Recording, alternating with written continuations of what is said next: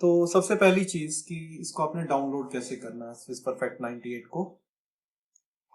तो डाउनलोड करने के लिए आप गूगल पे जाइए, स्विस परफेक्ट 98 सर्च कीजिए, स्विस परफेक्ट 98 कीजिए या स्विस परफेक्ट 98 डाउनलोड इसको सर्च कीजिए। और वहां पर जब आप सर्च करेंगे तो वहां पर एक इस तरह का लिंक आएगा, क्लिक करना है उसको आपने, स्विस परफेक्ट 98 415 बाइट्स। उसको रन कीजिए, एक्सट्रैक्ट कीजिए और इंस्टॉल कीजिए। ये सारी चीजें मैं आपको प्रैक्टिकली करके बता रहा हूं। तो सबसे पहले तो हम क्या करेंगे कि सबसे पहले हम गूगल पे जाएंगे, कोई भी ब्राउजर आप खोल लीजिए, इसमें google.com पे जाइए। यहाँ पर आपने सर्च करना है स्विस परफेक्ट 98। तो स्विस परफेक्ट 98 जब आप सर्च करोगे तो ये इस तरह की विंडोज आपके पास आ जाएगी। तो आप इसमें किसी भी लिंक पे चले जाइए, चाहे पहले लिंक पे चले जाइए चाहे दूसरे लिंक पे चले जाइए। तो आपके पास इस तरह की विंडो एक आ जाएगी जिसमें ऊपर स्विस परफेक्ट लिखा रहेगा। अब यहाँ पर ये स्विस परफेक्ट 98 बिल्ड 415 बाइट, इसको आपने क्लिक करना है। जैसे ही क्लिक करेंगे तो आपका जो सेटअप है वो यहाँ पर इंस्टॉल हो जाएगा।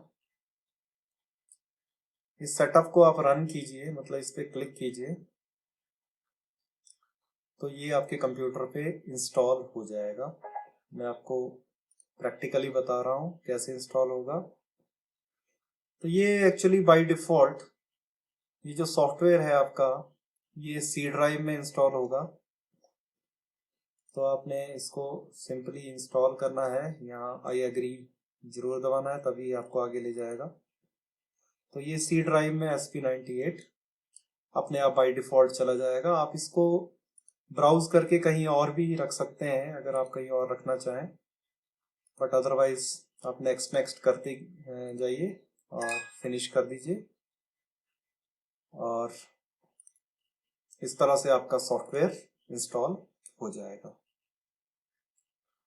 और सॉफ्टवेयर इंस्टॉल होने के बाद आपने क्या करना है वो मैं आपको बता रहा हूं। तो मैंने आपको बताया कि गूगल पे जाइए, स्विस परफेक्ट 98 डाउनलोड कीजिए और रन कीजिए, एक्सट्रैक्ट कीजिए और इंस्टॉल कीजिए। तो यहाँ तक आपने सॉफ्टवेयर इंस्टॉल कर दिया है। तो जो डिफॉल्ट लोकेशन है आपके सॉफ्टवेयर की वो सी ड्राइव पे रहेगी, SP98। तो आपने ओपन करना है सॉफ्टवेयर। तो सॉफ्टवेयर ओपन करने के लिए आपको क्या करना पड़ेगा, सॉफ्टवेयर ओपन करने के लिए आपको स्टार्ट बटन पे जाइए, वहां पर अपने आप ही सॉफ्टवेयर आपको नजर आ जाएगा। अगर नजर नहीं भी आ रहा है तो आप SP98 सर्च कीजिए तो ये सॉफ्टवेयर अपने आप आपके नजर आना शुरू आ जाएगा। या आप स्टार्ट बटन पे जाइए, यहाँ पर भी कहीं ना कहीं SP, या आपको लोकेशन भी इसकी पता है कि ये सी ड्राइव में SP98 है तो आप वहां जाके भी इसको ओपन कर सकते हैं। तो इस तरह से ये सॉफ्टवेयर ओपन हो गया। तो इस तरह का आपको सॉफ्टवेयर ये नजर आएगा।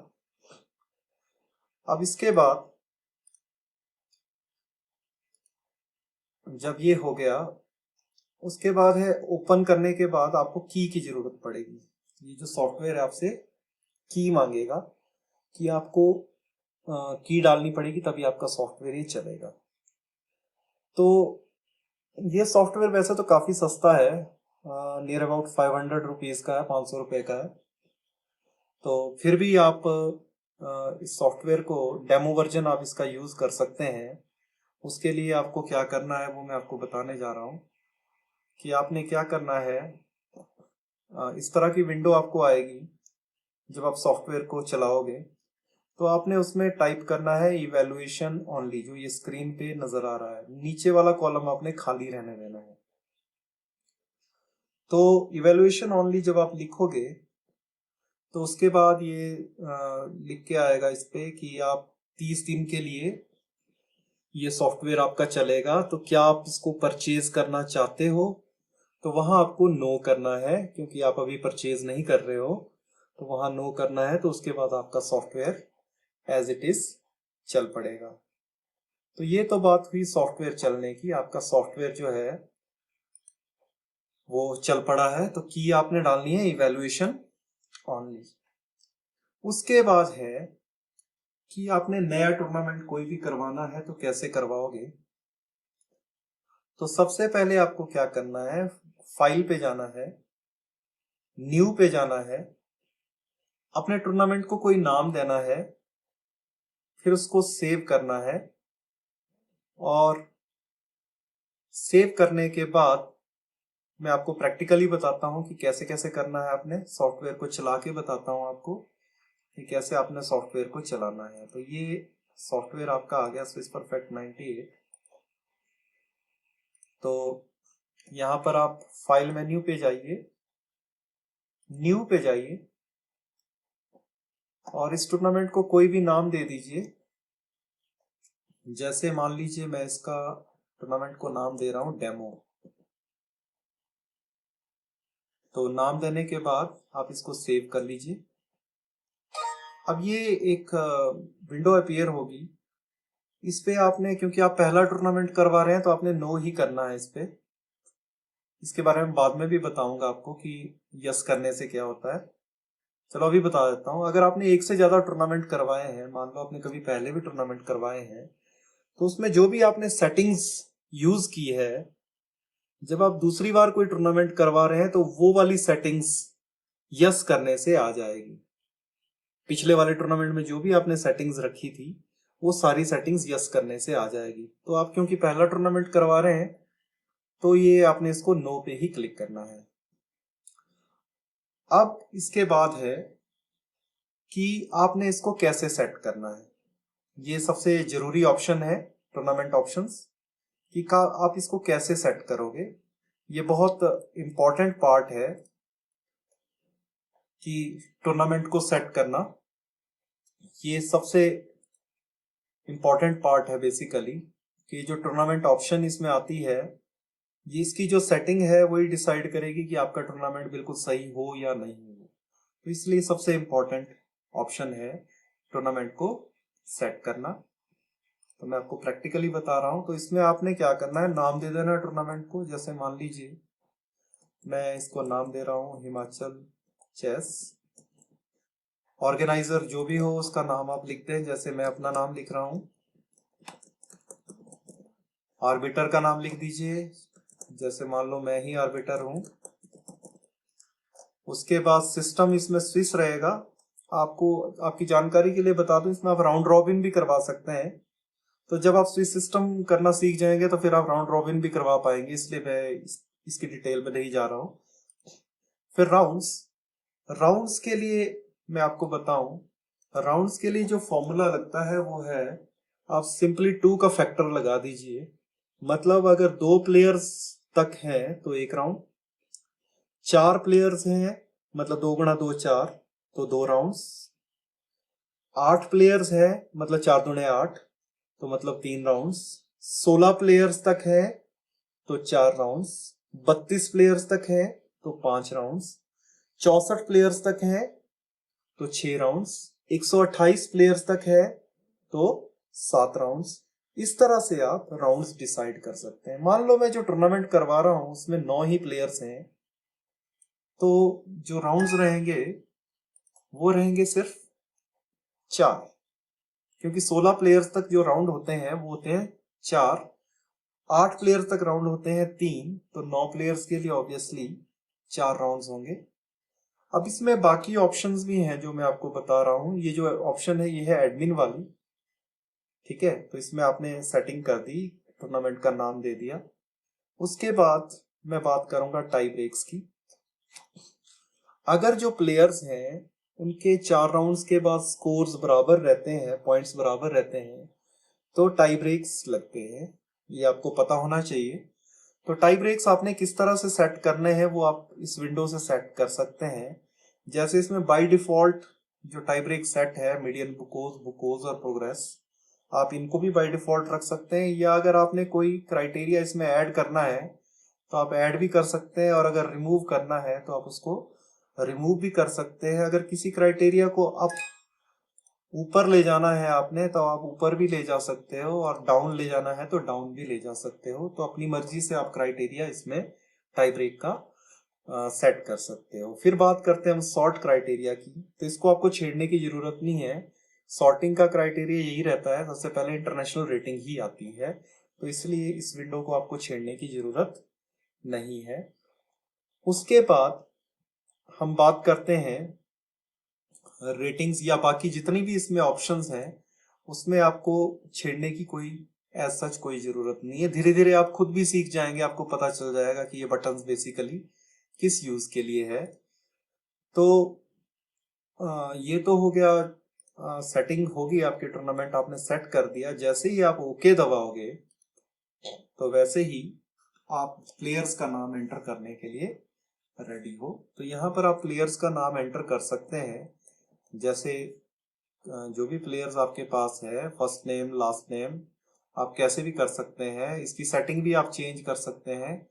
तो बेस्ट ये है शुरुआत के लिए, अगर मैं आपको बताऊं, कि सरनेम फर्स्ट नेम के बजाय, ताकि आपको कॉम्प्लिकेशंस ना हो, जो सरनेम है इसी में ही आप पूरा नाम लिखते हैं, तो आपको कोई प्रॉब्लम नहीं आएगी। तो सरनेम में ही आप इसका जो भी है पूरा नाम लिखते हैं, या तो आपको प्रॉब्लम आ सकती है सॉफ्टवेयर में, तो इसलिए मैं आपको पहले से ही बता रहा हूँ कि यहाँ पर सरनेम में ही आप पूरा नाम लिखते हैं।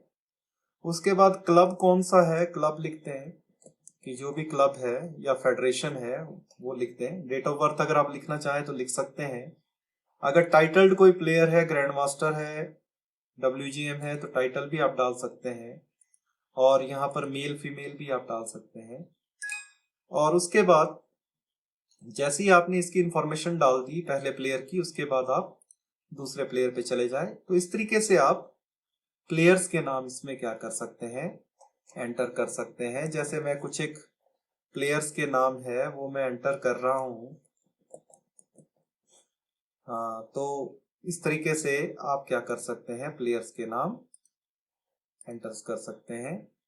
तो जब प्लेयर्स के नाम आपके एंटर हो गए तो मैं आपको बताऊंगा कि उसके बाद कैसी विंडो आएगी।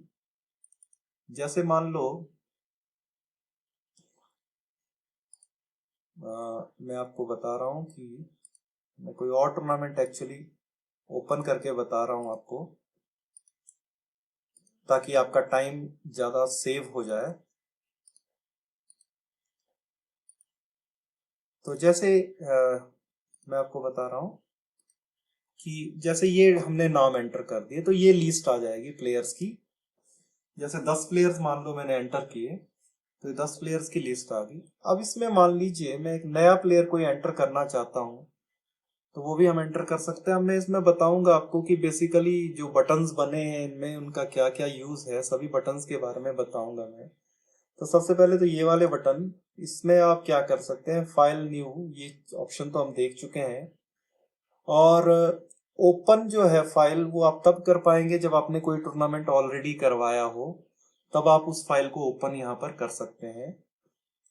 और वैसे ही बैकअप भी कर सकते हैं आप। जैसे आप कोई भी टूर्नामेंट अपने लैपटॉप पे करवा रहे हो तो उसको आप बैकअप भी कर सकते हो, ताकि वो डाटा आपका सेव रहे। एक्सपोर्ट व्यू ये बहुत इंपॉर्टेंट ऑप्शन है, क्योंकि कई बार ऐसा होता है कि आप जिस लैपटॉप पे टूर्नामेंट करवा रहे हो वहां पर प्रिंटर अवेलेबल नहीं होता। तो आप कोई भी लिस्ट आपने प्रिंट करवानी है तो आप उसको एक्सपोर्ट कर सकते हो एज टेक्स्ट या एज HTML। एज HTML ज्यादा बेटर रहता है, क्योंकि उससे पेयरिंग एज इट इज आती है। तो जब आप यहाँ से एक्सपोर्ट करेंगे तो आप उसको अपनी पेन ड्राइव में डाल सकते हैं पेयरिंग को, और कहीं भी प्रिंट करवा सकते हैं। तो ये इसलिए बहुत इंपॉर्टेंट ऑप्शन है एक्सपोर्ट करने की। तो मैं आपको करके भी बताऊंगा इसको कि कैसे एक्सपोर्ट करते हैं। जैसे अभी कर देता हूँ मैं। जैसे एक्सपोर्ट जैसे ही मैं एज HTML दबाऊंगा, तो यहाँ पर आप पेन ड्राइव जो अगर आपके लगी है लैपटॉप में, तो उसका एड्रेस देके उस फाइल को एक्सपोर्ट कर सकते हैं, और पेन ड्राइव में ले जाके कहीं भी आप उसको प्रिंट कर सकते हैं। तो मैं फाइल बटन के बारे में बता रहा था आपको। अगर मान लो आपका लैपटॉप ऑलरेडी कनेक्टेड है तो आप डायरेक्टली यहाँ से प्रिंट भी कर सकते हो जो भी आपने प्रिंट करना है। जैसे चाहे आप ये वाली लिस्ट देख लें, लिस्ट ऑफ प्लेयर्स, अगर आप इसको प्रिंट करना चाहते हैं तो वो भी प्रिंट हो जाएगी। तो जो भी चीज आप प्रिंट करना चाहें इस सॉफ्टवेयर से रिलेटेड, वो इसमें आसानी से प्रिंट हो जाएगी। और उसके बाद हम बात करते हैं नेक्स्ट बटन की, वो है व्यू। अब व्यू में रिजल्ट ऑब्लिक पेयरिंग है। और ये अभी बेसिकली एम्प्टी आ रही है फील्ड, क्योंकि अभी तक पेयरिंग हमने की नहीं है, इसीलिए ये फील्ड एम्प्टी आ रही है। उसके बाद स्टैंडिंग्स बटन है। स्टैंडिंग्स बटन का यूज आप हर राउंड में कर सकते हैं कि एक राउंड के बाद कौन प्लेयर, उसकी रैंक क्या है, उसके कितने पॉइंट्स हैं, उसके लिए स्टैंडिंग्स बटन होता है। तो अभी तक कोई राउंड नहीं हुआ है, इसीलिए स्टैंडिंग्स बटन आपका हिडन है। उसके बाद बात करते हैं हम क्लब स्टैंडिंग्स की। तो ये क्लब स्टैंडिंग्स का यूज तब है कि अगर आप इंडिविजुअल टूर्नामेंट करवा रहे हैं और उसमें क्लब स्टैंडिंग मतलब किस क्लब के प्लेयर्स ने ज्यादा अच्छी परफॉर्मेंस दी, उसको निकालने के लिए आप ये क्लब स्टैंडिंग्स यूज कर सकते हैं। इसकी आपको जरूरत नहीं है रेटिंग्स की, क्योंकि जैसे अगर आपने डालनी हो, हाँ इसमें एक और चीज बताना चाहूंगा आपको कि जब आप नाम एंटर कर रहे हैं, अगर आपके पास कोई रेटेड प्लेयर हो तो ये इंटरनेशनल रेटिंग आप उसकी यहाँ पर डाल सकते हो, यहाँ पर उसकी फिडे आईडी आप डाल सकते हो। तो ये चीज आपने ध्यान देनी है कि ये जो इंटरनेशनल रेटिंग है वो आपने यहाँ लिख देनी है, और उसकी फिडे आईडी अगर जरूरी, अगर आपके पास है तो लिख दे, नहीं तो आप इसको एम्प्टी भी रख सकते हैं, विकेट भी रख सकते हैं। और उसके बाद जैसे मैं आपको बता रहा था कि उसके बाद है कार्ड्स। बेसिकली अगर आपको पता हो कि मैनुअली भी स्विस सिस्टम की पेयरिंग होती थी और उसमें कार्ड्स बनते थे, तो इसमें भी आप वैसे ही कार्ड्स जनरेट कर सकते हो।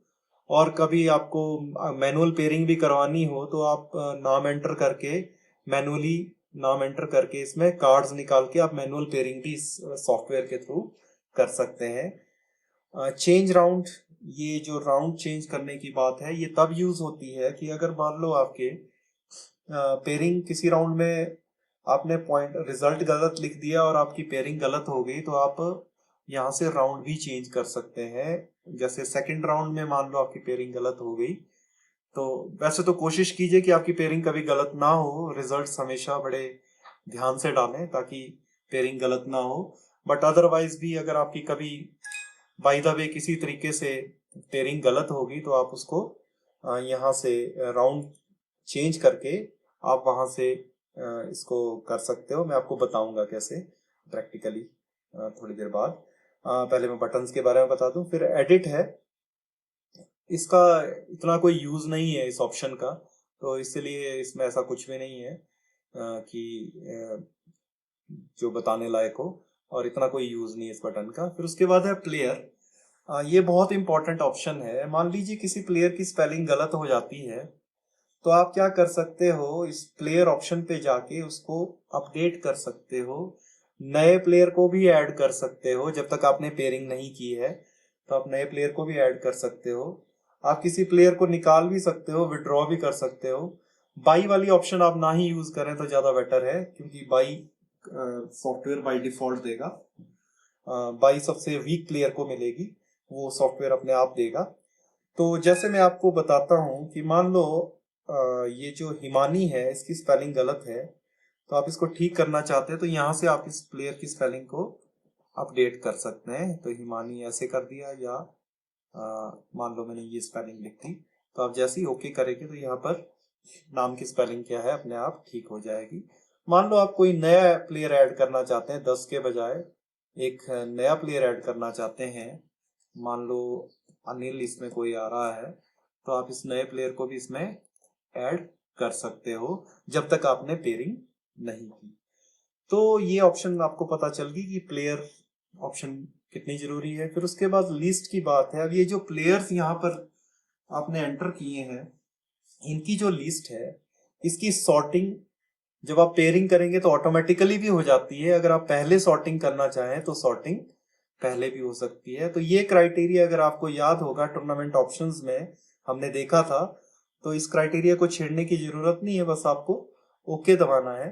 तो अब ये देखेंगे आप कि ये जो जितने भी नाम है ये अल्फाबेटिकली सॉर्ट हो गए हैं।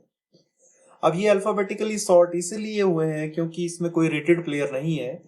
अगर इसमें कोई इंटरनेशनल एलोरेटेड प्लेयर होता तो जो सॉर्टिंग होनी थी वो रेटिंग के अनुसार होनी थी। तो मान लो इसमें से अगर कोई भी प्लेयर रेटेड होता तो वो पहले नंबर पे ही आता। अगर दो प्लेयर रेटेड होते तो जिसकी रेटिंग ज्यादा है वो पहले नंबर पे आता, जिसकी रेटिंग कम है वो दूसरे नंबर पे आता। तो इस तरीके से ये सॉर्टिंग हो जाएगी। उसके बाद पेयरिंग है।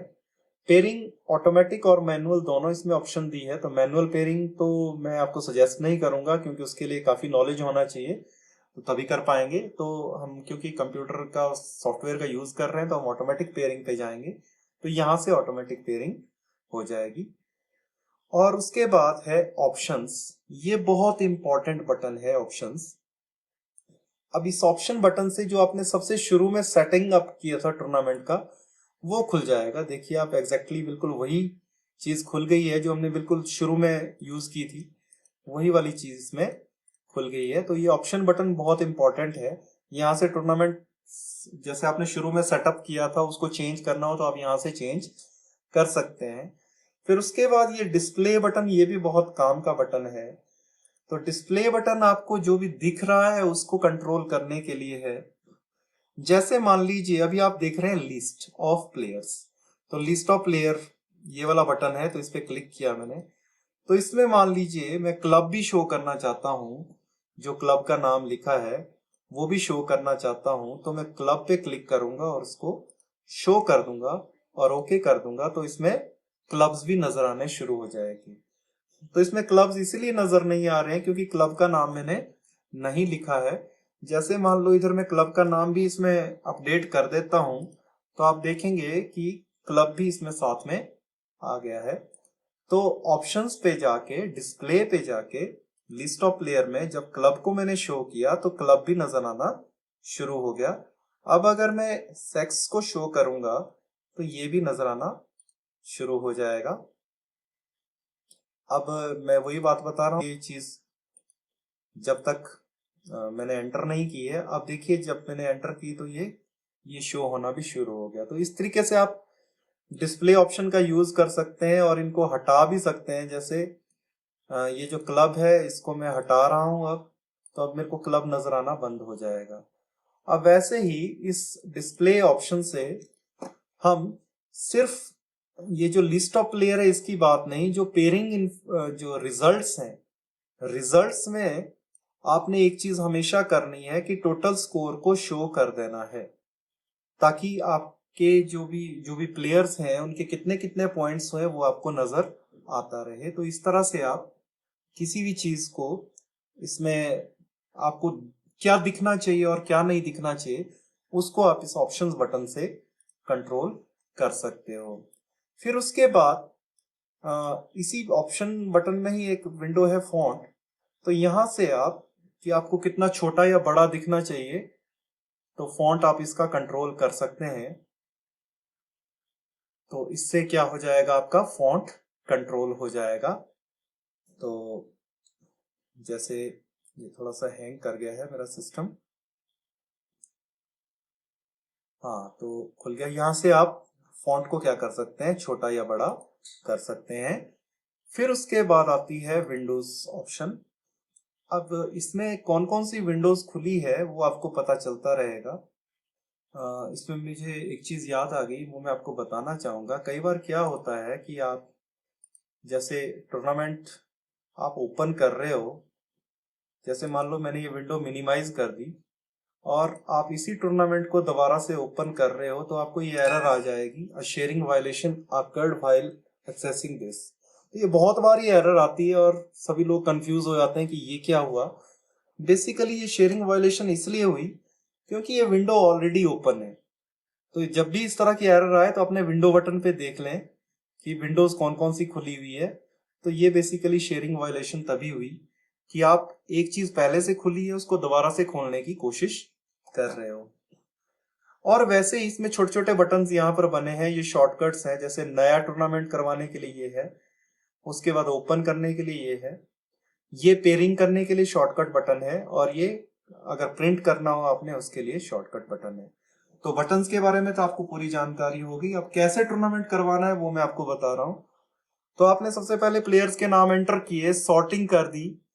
अब आपको सिंपली इस पे क्लिक करना है और पेयरिंग बटन पे, ऑटो पेयरिंग बटन पे क्लिक करना है और ओके दबाना है।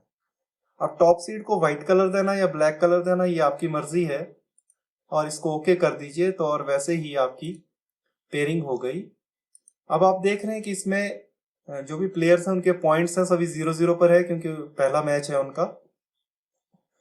और अब आप अगर रिजल्ट एंटर करना चाहते हैं तो आप यहां से भी कर सकते हैं, या उससे बढ़िया आपके पास एक और ऑप्शन है कि आप यहां पर क्लिक करें। तो मैं जैसे रिजल्ट डाल रहा हूं, रिजल्ट क्या हो सकता है, या तो व्हाइट जीतेगा या ब्लैक जीतेगा या ड्रॉ होगा, या इसके अलावा ये जो रिजल्ट है इसका मतलब ये है कि ब्लैक खेलने नहीं आया। प्लस माइनस का मतलब है ब्लैक खेलने नहीं आया। वैसे ही माइनस प्लस का मतलब है कि व्हाइट खेलने नहीं आया। और माइनस माइनस भी यूज हो सकता है, अगर दोनों प्लेयर आपके खेलने नहीं आए तो आप उसके लिए माइनस माइनस बटन भी यूज कर सकते हो।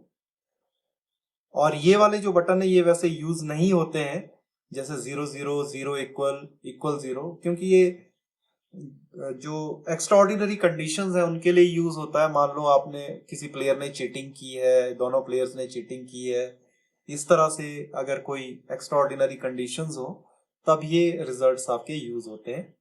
तो फर्स्ट राउंड में मान लीजिए ये आपके रिजल्ट्स रहे, तो फर्स्ट राउंड यहाँ पर कंप्लीट हो गया। तो आप क्या कर सकते हो अब आपको मैं एक और चीज बताना चाहूंगा कि आप स्टैंडिंग भी दे सकते हो कि फर्स्ट राउंड के बाद क्या स्थिति है। तो फर्स्ट राउंड के बाद ये स्थिति है, इतने प्लेयर्स हैं उनके एक एक पॉइंट है, 2 प्लेयर्स का ड्रॉ हुआ है और 4 प्लेयरों के 0-0 पॉइंट है। तो ये स्टैंडिंग भी आप इसमें देख सकते हो। तो ये फर्स्ट राउंड कंप्लीट होने के बाद हमने स्टैंडिंग्स भी देख ली कि फर्स्ट राउंड के बाद क्या स्थिति है। तो व्यू पे जाके आप स्टैंडिंग्स देख सकते हो।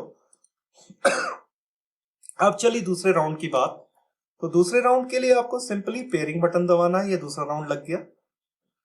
अब लग गया तो वो खेलेंगे और आप रिजल्ट एंटर करोगे। तो मैं रेंडमली रिजल्ट डाल रहा हूं।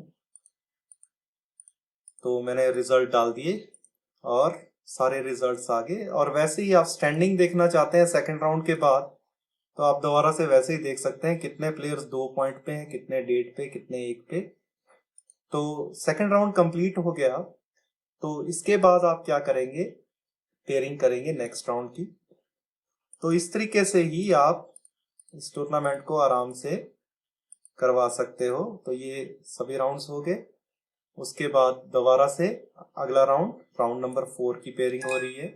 अब क्योंकि ये लास्ट राउंड है, चौथा राउंड है, तो कंप्यूटर पूछेगा कि क्या आप स्पेशल पेयरिंग रूल लगाना चाहते हैं। तो आपने इसको यस करना है क्योंकि ये लास्ट राउंड है। तो यस जैसे ही करेंगे तो ये लास्ट राउंड की पेयरिंग हो गई। और यहाँ पर आप रिजल्ट डाल दोगे जो भी रिजल्ट्स आए हैं। और रिजल्ट्स जब पूरे हो गए तो इसका मतलब आपका टूर्नामेंट कंप्लीट हो गया है। तो अब आपको कुछ नहीं करना है, अब आपको व्यू पे जाना है और स्टैंडिंग्स पे जाना है। तो ये 4 राउंड के बाद ये देखिए आप पता चल गया कि कौन फर्स्ट आया, कौन सेकंड, कौन थर्ड, कौन फोर्थ। तो पूरी की पूरी आपकी स्टैंडिंग्स इसमें निकल गई। अब आप यहाँ पर ये जो देख रहे हैं एम्बुच, बुच और प्रोग्रेसिव, ये कुछ नहीं है, ये टाई ब्रेक क्राइटेरियाज हैं जो शुरू में आपने सेट किए थे। तो फर्स्ट और सेकंड के पॉइंट्स तो सेम है, पर फर्स्ट का जो एम्बुच है वो 5 है और सेकंड का एम्बुच 3.5 है। इसलिए फर्स्ट क्राइटेरिया में इसने इसको हरा दिया, तो इसलिए ये फर्स्ट आएगा। तो इस तरीके से यहाँ भी देखेंगे आप, इन दोनों के 2.5 पॉइंट है। फर्स्ट क्राइटेरिया इनका सेम है, तभी हम दूसरे क्राइटेरिया पे जाएंगे। तो दूसरे क्राइटेरिया में इसके 8 है, इसके 7 है, इसीलिए ये 4th पोजीशन पे आया और ये 5th पोजीशन पे आया। तो इस तरीके से आप टूर्नामेंट ऑर्गेनाइज कर सकते हो। तो आपने देख लिया, हर एक चीज को देख लिया कि कैसे आप इस सॉफ्टवेयर को ऑपरेट कर सकते हैं। तो ये बहुत इजी सॉफ्टवेयर है, आप आराम से इसको ऑपरेट कर सकते हो, इसमें कुछ भी नहीं है, बहुत इजी है बेसिकली ये सॉफ्टवेयर। तो इसी के साथ मेरा ये वीडियो खत्म होता है। तो आप कमेंट बॉक्स में जरूर लिखें, अगर आपको कोई प्रॉब्लम भी आ रही है तो आप कमेंट कीजिए, मैं आपको बता दूंगा कि कोई भी सॉल्यूशन उससे रिलेटेड कोई होगा तो, जो भी सॉल्यूशन, क्योंकि ये सॉफ्टवेयर तो मुझे याद ही है पूरा का पूरा, तो मैं आपको पूरा इसके बारे में बता सकता हूँ।